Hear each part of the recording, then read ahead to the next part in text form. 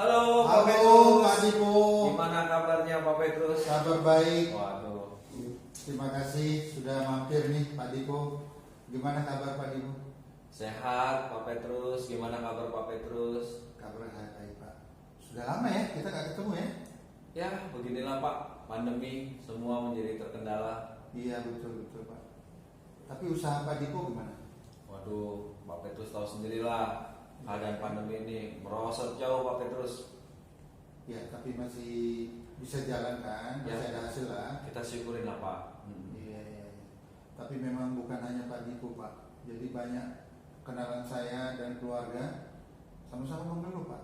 Malah ada yang sama sekali berhenti usahanya sampai harus ya yang punya tabungan makan uang tabungan, yang nggak punya tabungan kadang-kadang harus melepas aset yang selama ini mereka simpan sebagai investasi gitu.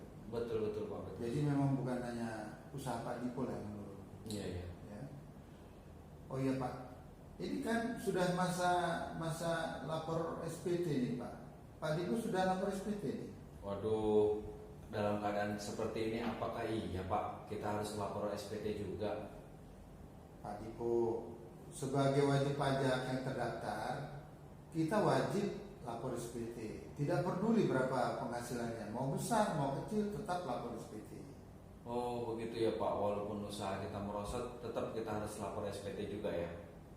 Iya, jadi undang-undang pajak kita kan mengatur bahwa tidak seluruh penghasilan kita terkena pajak.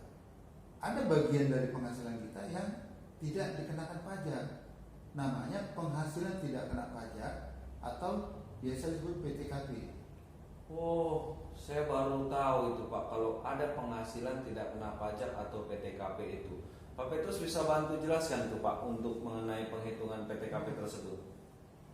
Jadi gini ketentuannya Pak, setiap wajib pajak orang pribadi itu mendapatkan penghasilan tidak kena pajak yang besarnya 54 juta setahun untuk diri sendiri, ya. Nah kalau dia sudah menikah, PTKP-nya itu dapat tambahan lagi besarnya 4,5 juta untuk istrinya, ya.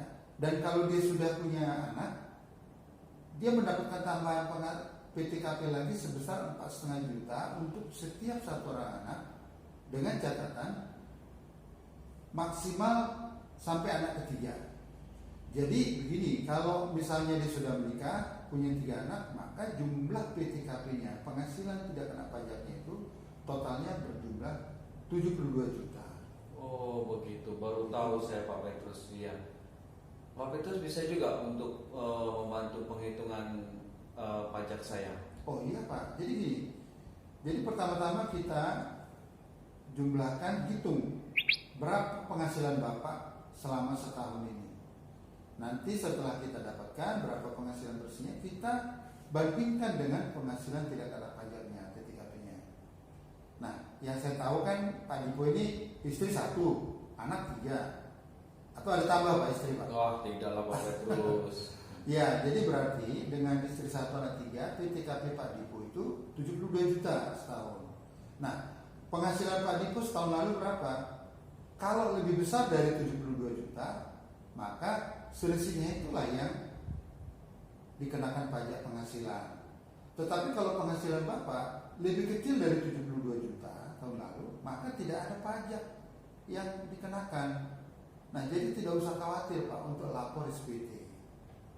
Baik Pak Petrus. Nah kebetulan saya ada sedikit beberapa kegiatan Pak Petrus. Apakah Pak Petrus bisa membantu untuk proses penghitungan PTKP sekaligus pelaporan SPT saya?